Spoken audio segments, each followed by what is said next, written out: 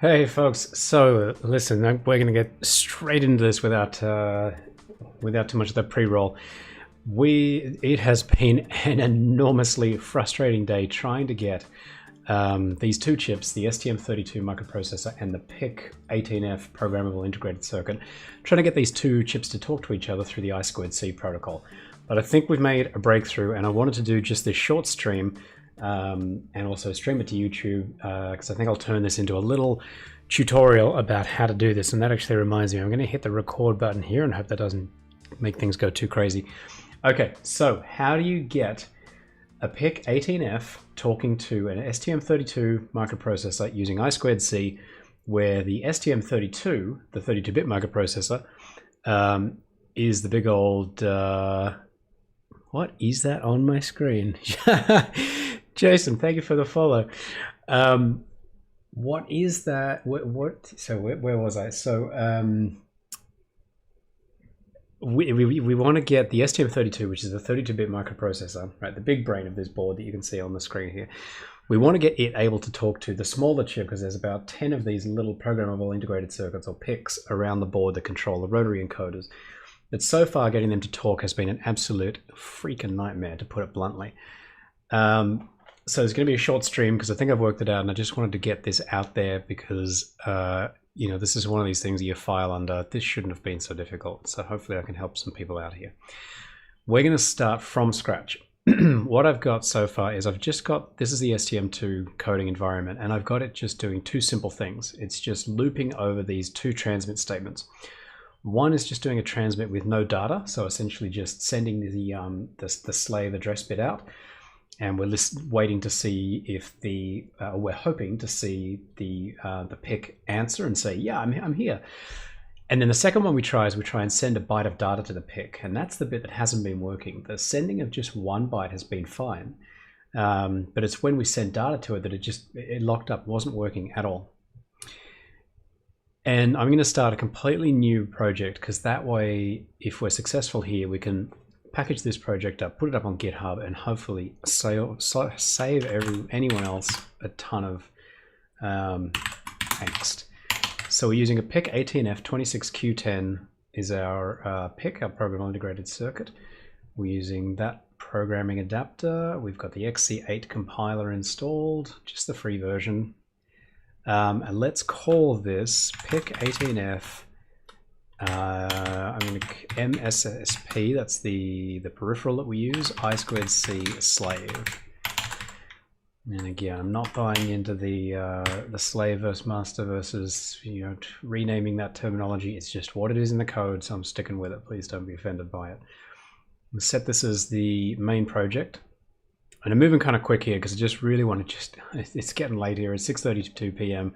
That's late for me because I'm an old man. But I just want to get this out there and show that, all right, we can do this, and here's how you, get rid of that.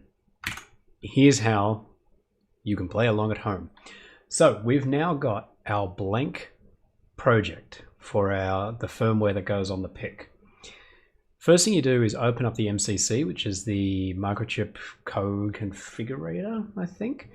You create a new config file. We'll just, yeah, sure, just use the default of my config. And there's a couple of things we should probably set right out of the gate. We'll leave the clocking configuration alone because it's just going to use its own, actually no, we have to change that. It's going to use its own high frequency internal oscillator. It'll oscillate at 4 megahertz internally, which gives it a 1 megahertz current system clock. Cool, that's all fine for us. The rest of the stuff we'll leave.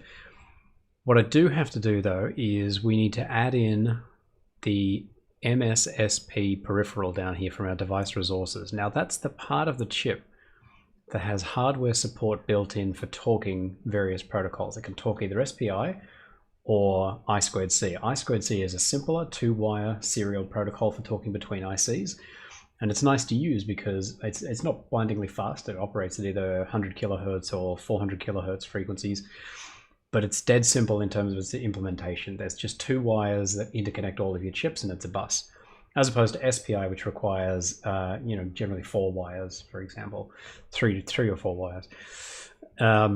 So we're using i2c. The first thing you want to do here is as I said, we're having the PIC act as the slave. So the STM32 chip is the one doing all the clocking and, well, yeah, you know, it's the one that is acting as the master of the clock. So we're going to set the PIC to be a slave. We're going to give it address of 80 because that's just what the other processor is expecting.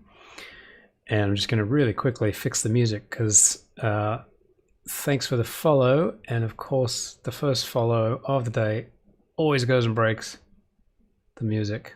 Let me just fix that up real quick. And that should be back in just a second. So we're getting i2c protocol mode. We're in slave mode. We've got a slave address set to 80 because that's basically the address that this chip will answer on. Now in the advanced settings, the only thing I'm going to do here is I'm going to set it to standard speed because just for debugging purposes, I've just got the STM32 clocking at 100 kilohertz on the i2c bus. Just keep it simple. Now, here's something to note that will come back for us later. These are the default settings otherwise. Otherwise, the default settings are SM bus input enabled is off. That's fine because we're not using this as an SM bus. Slew rate, we set this to standard. SDA hold times at 100 nanoseconds. Clock stretch is not enabled and general call is not enabled, but i2c interrupt mode is enabled. So we accept that at face value and we say that looks good. We look at the other thing we need to do is just determine which of the pins on the microchip, and you can't actually see that on the camera, so I'm going to move this window in a little bit because I forget that the oscilloscope and stuff takes space up there. So this is a physical representation of the chip, and we just need to check on our schematic where have we placed the I2c lines, and the answer to that is I2c clocking, SCL, serial clock, is on port RB0 and the data is on RB1. So RB0 is our clock. So we go to RB0 here, we right click and we say this is the clock. And we go RB1 and we say this is MSSP SDA1, so data. And that's it, right? We've now just done a very simple configuration of our PIC. All that's running is just the MSSP, so the I2c peripheral code. We've told it which pins to use. We've set the settings here in terms of the address and the I2c protocol mode to use. And there's nothing really important down here in the notifications. So we're just going to go ahead. First, you've got to generate the code. All right, that's basically taking everything that we've done here in our graphical user interface and putting it into code form, and that's done. And so we can actually close MCC at this point. We go into our files here, projects, source files, and this generates our main.c for us, and also this MCC generated files. And in the I2c1 slave, so that's MSSP1 now is acting as I2c, so you've got a source file just for it. And this is basically the code representation of all those parameters we just set. There's a bunch of boilerplate. The most important one, or second one, there's two very important things in here. One is the open function that it creates, which goes and basically configures the peripheral and turns it on.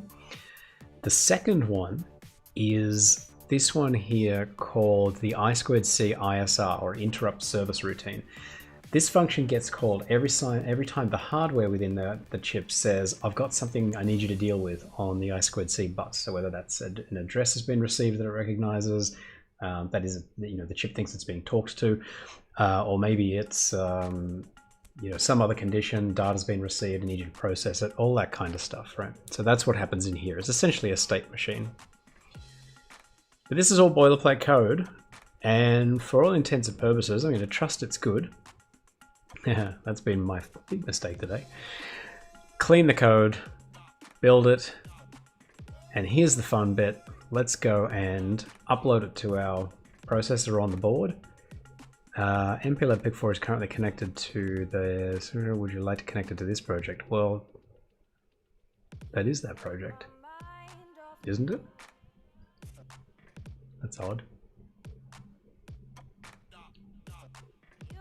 Caution, check that the device selected is the same one. Yep, it is. Right, here we go. So now the little tiny chip on the board is now being flashed and programmed with the code we've just written, and it's running. It's up. Okay, so it should now be responding to you know, whatever we're doing here. You know, it should be responding to us sending i2c messages. So let's try it. Again, I've got the STM32, the big processor, just looping through trying to send a 0-byte message and then a message with 1 byte, then 0 byte and 1 byte, 0 byte, 1 byte, all that sort of stuff. Let's see what happens. And it might fail the first time just because this has been sitting in debug for a while, but let's let it loop around a few times. Okay, now each time this is happening, it's hard for you to see up here, I know, and actually, if I bring this in a little bit, you might be able to just see that it's returning a HAL error. So that basically is the processor saying, look, I tried to send this a message, but nothing came back. So this was the first big head scratcher. It's like, oh, okay, what's going on? Well, if we look at our main calls system initialize. System initialize calls i2c initialize. But hold up. What's calling i2c open? When I looked that up, what we found is the short answer is nothing. So this is the first sort of undocumented thing you've got to go and work out for yourself. I've got two different main files open here. Let's make sure we got the right one. So it's not enough to just call system initialize. You've got to also call i2c open. And you'll also, oh no, that's right, that's going to include. Right, let's make sure that builds. It does not build because I didn't put in a semicolon. Okay, so this was the first gotcha. It's like, even though we've generated all the boilerplate code and stuff out of MCC, it doesn't actually turn it on. Huh. All right, well, that's built. Let's run it. Okay. It's loading the code onto the chip and programming. And we're running. Okay. So let's see. Now do we get a response? Oh, I'm using the wrong button here. Error, error, error, error. Damn it, so it's still not responding. 0, I've been through this before, so I'm trying to, you know, I'll stop feigning like I'm surprised. What's going on? Why? Well. Check out this. The MCC code that it generates goes and puts statements here that enable the processing of interrupts, but then don't actually uncomment it, even though you explicitly said you want this i2c peripheral to run in interrupt mode. Huh. So here's the next gotcha. You've got to uncomment these two lines for global interrupts and peripheral interrupts. That allows the peripheral, the little bit of the chip that's specifically designed to deal with i2c messages, to be able to put its hand up to the code level and say, hey, I need you to run this function to deal with the state that I'm in. Why those are not uncommented by default, or at least there's not a big screaming warning that says, hey, this ain't gonna work. A little bit beyond me, but there's the next gotcha. I've lost count of which one we're up to. Okay, so this is now running on the chip. Let's flip through our messages. We get a HAL OK. I don't know if you can see it, but I can certainly see it. Oh yeah, you can. It's just there. I'll highlight it so you can see it and even do big mouse. See that big mouse? See how it says details? HAL OK. So awesome. Our little chip has responded to a message from the big chip. But the message didn't send any data. All it did was basically call out the little chip's name, 0x50, and the little chip said, yeah, that's me. I acknowledge that. But that's not all that useful. I mean, that's great for scanning the bus and knowing it's there. But so what we need to do is actually send it some data to make it useful. Now, when we do that, we do this exact same function call, but we say we're going to send you 1 byte of data. So let's let that happen. And no dice. HAL error. This consumed my entire day because I couldn't work out how it would be that a 0 byte would work, or no bytes would work, but a byte would work. And if you watch the last video, and it's a treat in watching me turn myself into frickin' knots. Every time we tried to get closer to try and understand this, we got further and further away, and it was making less and less sense, and it was really, really, really infuriating me. But the good news is it led to lots of long walks today, and I definitely smashed my exercise target again. So, what's going on here? Why? Why does it work with no byte? Why does it work with 1 byte? Well, I fired up the oscilloscope, which you can kind of see in the dark there. The room's pretty dark at the moment. It's not the normal lighting. And the oscilloscope lets you see the actual clock pulses in the data that's being sent.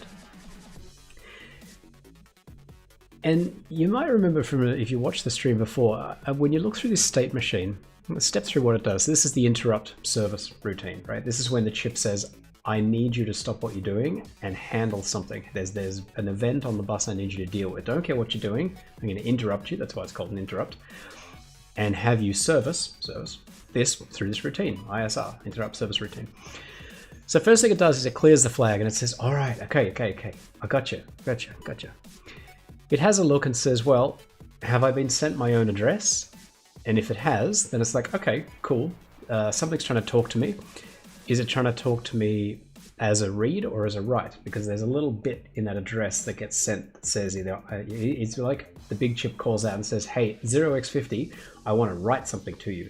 Or it might call out and say, hey, 0x50, I want to read something from you. So this is what it's doing here. It says, are we in a read operation? Depending on that, it sets a flag, right? There's basically our own little internal state flag that says we're either in an address TX or an address RX mode. Okay, cool. If it's not that it's our own address we've just received, then it's kind of the same thing. It says, well, are we in read mode or are we in write mode, right? So something's already talking to us, but what mode are we in? Are we in the mode of receiving or transmitting? It's the same thing here, but it sets a slightly different flag and sets data TX or data RX. This is important because then it comes down to this switch, and this switch is when it determines, all right, well, if we're in address TX mode, that is where we're seeing our own address and we're being told that someone wants to read from us or what they want us to transmit, then go do this code. Or if it is if we received our own address and we are being told to receive data, go do this. If we know we're already talking to someone and we're talking to them as a transmit, so we're sending data, then go do this. And last but not least, if we're already talking to someone and we know we're talking to someone to receive data from them, just go ahead and do this, which is essentially check if the buffer's full, and if so, go and handle it. It seems all good. Makes sense, right? Simple state machine. I love state machines. This line down the bottom really intrigued me a lot. I2c1 slave release clock. I was thinking, why? Why does the slave get to release the clock? The slave isn't the one producing the clock. The master is. That's the nature of this. Oh, why? So, this actually held the secret of what was going wrong. So, in an I2c communication, I'm going to have to pull up a little diagram here. See if I can find one that I've already got open. No, we don't, but you know, there'll be a million in my search history. I2c protocol. This I think is the exact one we were looking at earlier. Is this a good one? This I think might be a better one. We just want to see what's the relationship between the clock pulses and the data pulses. All right, because remember, two wires. Clock wire, data wire, and they work in concert to allow these two to talk back and forth to each other. Here's the kicker. Right, here is a normal sequence, and I'm trying to zoom in on this, and that's about as good as it gets, I'm sorry. Oh, click on image for a closer view. There you go, it gets even better. All right, top line's your data line, bottom line's your clock line. If the line's up high, that means the line is high, there's voltage on it. If the line is low, it's pulled down to ground, 0 volts. Likewise for the clock. Line is up here, it's high, about 3.3 volts in our case. If it's low, it's at 0, it's at ground. The interplay between those two lines allows these chips to communicate. And what happens is the clock line pulses up like this every time there's a bit being sent along there, or basically it's like a clock ticking. It signifies an event happening, right? There's something happening. It's a moment or an indicator that there's a meaningful point on the bus. This idea here of the slave releasing the clock is important when we transition between the address being sent and the data being sent.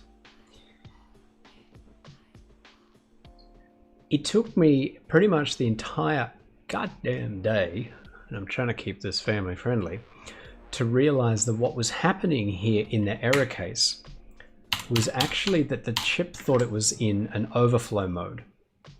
If you look here, there is a bit that gets set. It's called SPPOV, all right? And that basically is set by the chip when it feels like it's just overwhelmed. And I finally got down to debugging it and realizing, oh, the SPPOV line is actually set. And look, let's replicate this, because we're gonna have to deal with this. If the state is overflow, the documentation for this microprocessor says you have to manually clear this. Once the chip gets in the overflow state, it will not remove itself from that state, right? It's terminal. It says something's gone wrong. I've received data when I didn't expect it. I'm not happy about it, and I've thrown all my toys out of the cot. You fix it.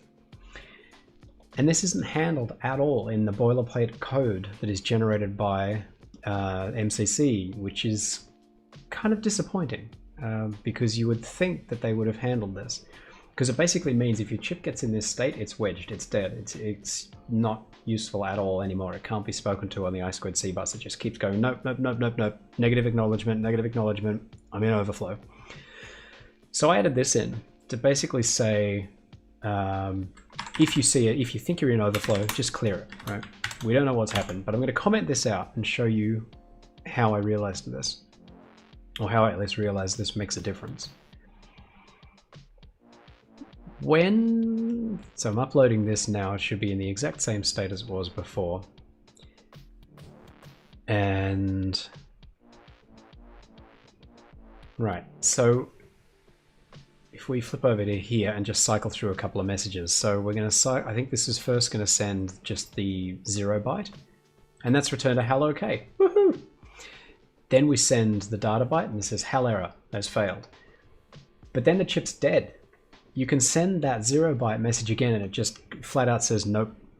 And then everything you do from this point on is all hell error. So one good message gets through, but then it's dead. And what I realized was the chip had put itself into this overflow mode. So we add in a little bit of code here to check if you're in overflow, get yourself out of overflow mode and see what difference that makes.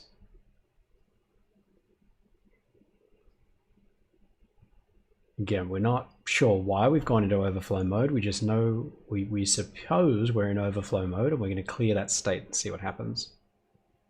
Okay, we're running. Let's see what difference it makes. Cycle through a message.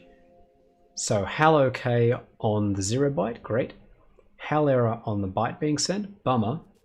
But oh, now the 0 byte messages always succeed, right? So the byte fails, 0 byte succeeds. The byte fails, the 0 byte succeeds. So the chip's able to unwedge itself. This was a huge breakthrough.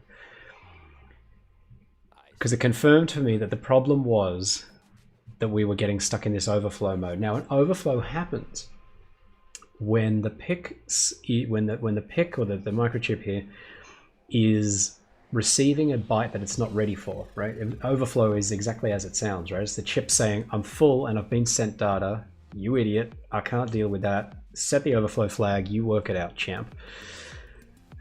So why are we getting an overflow? Well, the overflow only happens when we're sending a byte of data. It doesn't happen when we're just sending the address, right? So it must be something in that, it must be the data byte that's overflowing. But why? The address byte's received just fine, but the data byte makes it go overflow. If you look at the transition between these two things, right? Here is the 7 bits being sent of the address, and then there's this gap, and then there's the next 8 bits being sent of the data. Notice that the transmission of the data can't begin until the clock goes high, right? Because clock being high is like the tick of a clock. That's the tick of the second hand saying we're on the next moment of time. Here's the next bit of data. So suddenly this started to make a bit more sense. This routine that's servicing the interrupt is expecting that the slave, the little chip, is holding that clock line low until it's done processing the data is received, and then at the end of that it releases the clock, lets the clock bounce high again, which then, by virtue of the clock bouncing high, allows that data, the next byte, to transmit. Cool. So I fired this up on the scope, and what I saw was that there was no delay happening. It was just the master, right, the big chip here, was just plowing straight on. It was like, here's your address, and it gets the acknowledgement and it goes, great, hi, thanks for answering me, here's your byte of data. And that's when our little chip was saying, oh buddy, I wasn't ready for that. I wasn't ready. I haven't let go of the clock, my buffer's still full, slow down. But this should work. This code should work because we are holding the clock low until we send this message saying slave release clock, right? No, because believe it or not, even though the boilerplate code that this generates for us relies upon this technique, and this technique is called clock stretching, right? It's like the slave stretches out the clock line low until it's done, and then when it's ready and it's good sweet time, lets the clock line go so the master can then send it more data. So this is clock stretching. But then I went and looked at the configuration file and the default options that are contained within MCC, and check this out. By default, and it even hides it under advanced settings, it does not enable clock stretching. So that line in here is meaningless. It doesn't matter to call slave release clock after we've done our work. The clock is getting released immediately once it's acknowledged the address byte, which causes the master chip to then send its data, but it's a race condition, right? If the master is a fast little chippy like it is, it goes and sends its data before our little tiny chip, is ready. And there's a big beefy difference between the performance of the two, right? The STM32 runs at 168 megahertz. The Microchip PIC runs at 1 megahertz internal clock. Now that doesn't really matter because the transmission of data here is clocked on an independent clock running at 100 or 400 kilohertz. But what it means is that we need to give the little chip the ability to hold its ground and say, I will tell you when I'm ready. I'm holding that clock line down, right? I'm going to stretch time. I'm going to make this little part of the graph as long as I need to be ready, and then I'll let your clock line go and you can start going high again and transmitting data when I'm good and ready. But you can't do that unless you turn that feature on. So this was a huge, like, what the hell, guys? Why would you produce a bunch of code for people in your tool here that is supposed to configure the chip to make it easier to work with, but it does it in a way that doesn't work? So I turned on clock stretching, thinking, well, that's odd. We're relying on clock stretching, but we are not stretching the clock. So check for any warnings. Hasn't screamed about that. Great. Let's generate the code. And this is interesting. This is kind of cool. This is where it says, well, look, in order to do that, I'm going to have to change a few things. And I'm like, well, yes, buddy, do. And then what else does it want to change here? Right down the end of the file. Not sure why you have to step through this each time, but it's kind of nice to just let it see the changes it wants to do, because it catches stupid stuff like this. It's complaining here and saying, well, I don't know why you've added that overflow check. That's not part of the boilerplate code that should be generated based on your config. I'm like, well, yes, but I want this code. So can we just get on with it? And I haven't actually worked out how to tell it exactly that. I haven't worked out how to just tell it to be cool. I don't know. Try replace all. Ooh, okay. Well, we'll soon find out what that did. So that's gone and generated our code. Did it? And it. This thing is not particularly intelligent. It tries, but obviously anything we add in this sort of sacred space of the interrupt service routine, it's going to flat out get rid of. That's a bummer. We'll have to work out how to deal with our overflow conditions some other way. But at least now we've changed the way we're configuring the chip to enable clock stretching. So let's run that code. So now that we're giving the little chip the ability to hold its ground and say, I'm not ready, I'm still processing the data you just sent me. Okay, now I'm ready, send me more. Does this work? So we're now running on the chip. We'll do the same thing here as cycling through a few messages, okay? So we send the 0-byte message and we got an okay. Cool, that's what we've had before. We send the data byte. Oh my god! HAL okay. We got a HAL okay from sending a data byte to our little chip. It's taken me 2 days to get to this point. That's why I'm a little bit excited about this. What happens when we do the next one? Send the next one, HAL okay. Send the next one, HAL okay. Oh my god, you can just sit here messaging the chip for days. I'm just sitting here clicking the go button over and over again. And it is HAL okay every time. Ah, folks, that's how you actually get I2c slave communication working on a PIC microprocessor, a PIC18F in this particular case. I'm pretty sure this will be applicable across all their lines of chips that support this. There is a couple of gotchas you've got to get over, right? The first and foremost thing is, don't forget to call I2c open, because it doesn't add a call to that for you. Don't forget to enable your global and your peripheral interrupts, because there's code there to turn them on, but it's commented out by default. Then, and this is the real kicker, don't forget to make sure you turn on clock stretching. Otherwise, if your little chip is not keeping up with the data coming through, or it requires a bit more time to process the data before it receives the next byte, you will run into an overflow. And fourth, you should really find a way to deal with that overflow flag. When I look at the code that it produces for us, it's really pretty simple, and because of glaring problems like not dealing with a couple of really key conditions, like it doesn't deal with the overflow bit at all, which would completely wedge our chip. That's going to require the user power cycle. That's terrible. I'm going to take this code as a bit of a reference and just write my own, because I get it now, I get what it does, and I would strongly encourage anyone else to do it. I mean, follow along the examples, right? Once you know you've got the right peripheral settings, by all means, use these same values we're setting in the registers. Go wild. But write your own state machine, your own interrupt state, your own interrupt service routine that handles these values properly. But that's pretty much it, right? And if we wanted to be absolutely sure that we are really receiving our data here, there is a default read handler here. And I think that gets called, so it sets up this default read handler, which is what we would seek to do, is to create callbacks that look like this if we wanted to keep using this sort of boilerplate way of doing it. But I want to get out of this entirely, and that's probably tomorrow's episode, is working out how we do that. Or maybe we should do that real quick.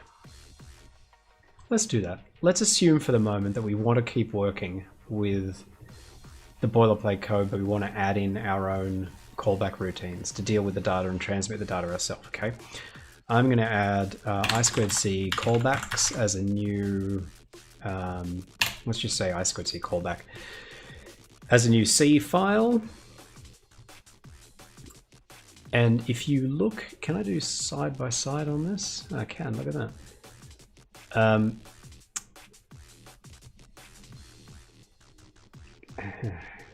Can we do it in a sane way is the question. I don't want this. Oh my god. Okay, good. We're good? Yeah? Yep, good. Okay. This is our new C file. I'm going to just grab the basics of what we're going to need here. So we'll need i2c, which is the hardware support. But you see, they define these default callbacks or default interrupt handlers. And I'm going to grab each of those as a reference. and then we're going to flesh them out and make them our own. So we'll copy them. We'll just get them all into one place to start with, right? So this is the default read interrupt handler. This is the default write interrupt handler. So as in, this is the code that should be run when this condition is met. This is the address interrupt handler. This is the write interrupt handler, and this, notice they don't do anything here. Another example of why I want to write my own code here, because there's some conditions that are just not dealt with. But let's say we want to keep using this. So we've copied their read interrupt handler, their write interrupt handler, their address interrupt handler, their write collision interrupt handler, and their bus collision interrupt handler. We need to make these our own. And we're just going to do that by, we'll take out the default.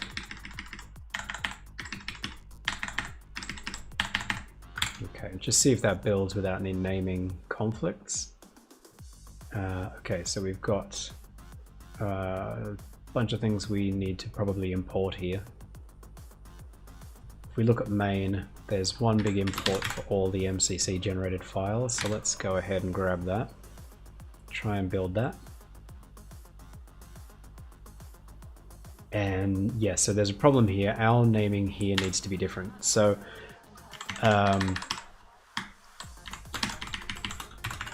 we're going to rename these to, instead of interrupt handler, we'll call them callback.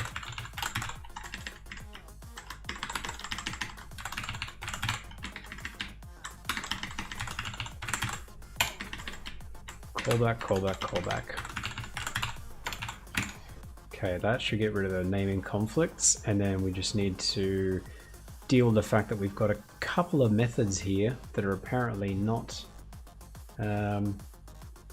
exposed. That's odd. Hopefully I can just include the i2c1 slave file. Does that work? Error, use of... Okay. Well, that's a bummer, but not a showstopper. What this is basically saying is the function that you're trying to use is not actually exported by... Oh, wait, hang on. We've still got redefinition here because these oh goodness. Wow, alright, we're gonna have to name these something entirely different. You know what, I don't really like the casing, but we'll stick with that. We're just going to call this read callback. And we're gonna call this write callback. We're gonna call this address callback.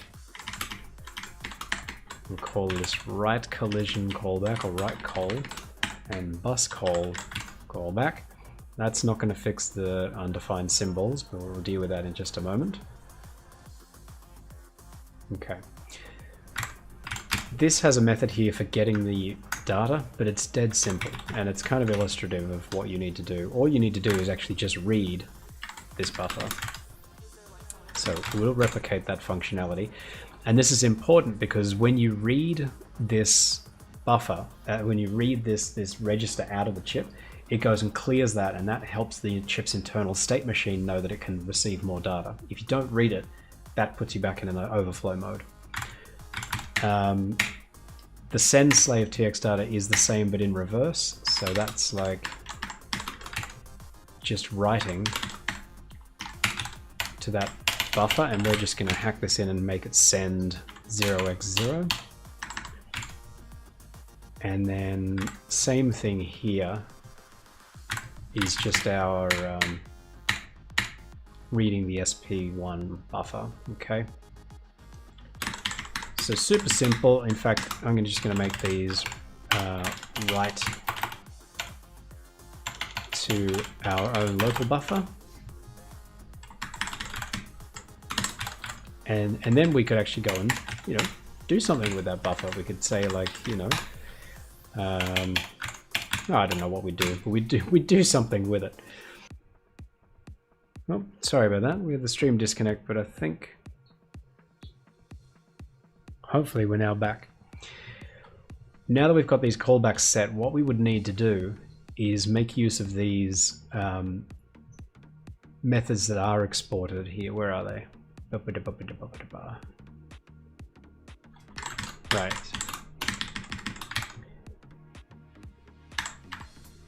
We're going to say, we're going to create our own method here called i2c on init. And it's going to actually call the i2c open to start communication, but then it would overwrite our callbacks, right? So instead of using the built-in callback, we would use our own. That's the right one. That's the right collision. That's the address callback.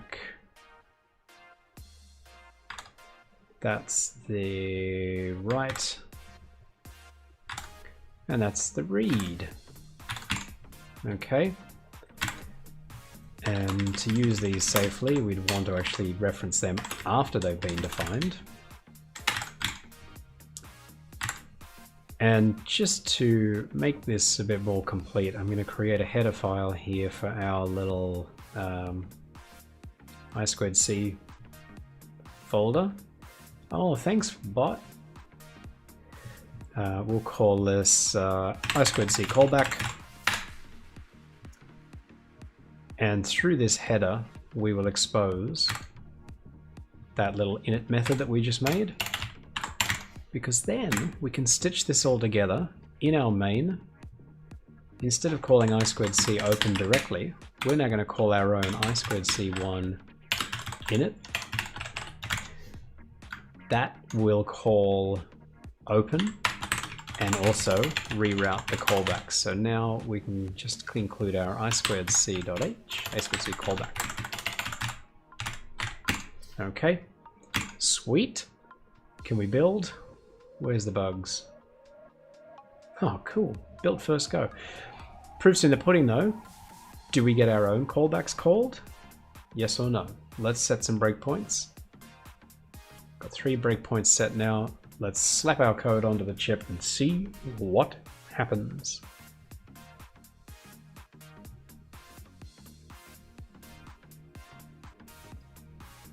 All right. Okay, code's up and running on the PIC. Now this time, if we send it the 0-byte message, we get a hello K, and look at that, our callback, our own callback has fired to let us handle the fact that we've seen our address on the bus. All we need to do in that case is just read that out of the buffer to clear it out of the buffer so we don't end up with an overflow. So I'm going to take that breakpoint off and just let it go, because we know we're in good shape now. The breakpoints that are left are on the read or the write, so if we're actually receiving data, which is what we'll now go and do. So now let's actually fire a full byte of data at it.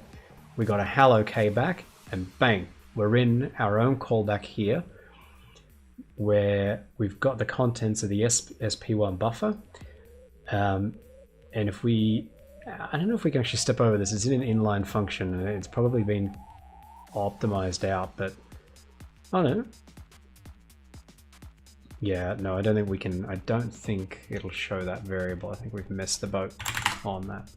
Yeah, but at this point, that byte that we'd received from the big chip would be in that buffer, and we could say, you know, if it's 1, do this, if it's 2, do that, right? So that's the basics of getting these 2 chips to talk. That's how you can set up a state machine so that they can interact, right?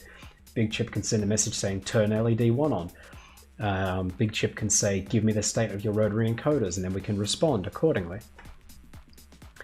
So I think that's it for me, folks. I just wanted to regroup now after I spent the day working this out. We've got a basic project here that demonstrates from scratch how to do this. I am going to post this up on GitHub and try and set it also to Microchip and just say, hey guys, look, this was a bit of a kerfuffle trying to get this to work. Here's the 4 things you can do to make this better.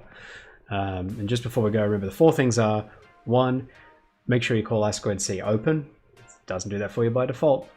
2, make sure you turn on your interrupts. The lines are there, but they're commented out, so make sure global interrupts and peripheral interrupts are enabled in your main.c. 3, and this is the big one, turn on clock stretch. Otherwise, you'll end up in an overflow condition that you can't clear. And 4, you should probably find a way to clear that overflow condition just in case it happens. Otherwise, your chip's totally wedged and you are out of luck. That's it for me, folks. 7:15 p.m. I'm going to go and make some dinner and put my PJs on and chill out. I think I'll actually write some code now that gets these two chips talking for real. See if we can get LEDs turning on and off, get the rotary encoder values. That's going to be fun. Otherwise,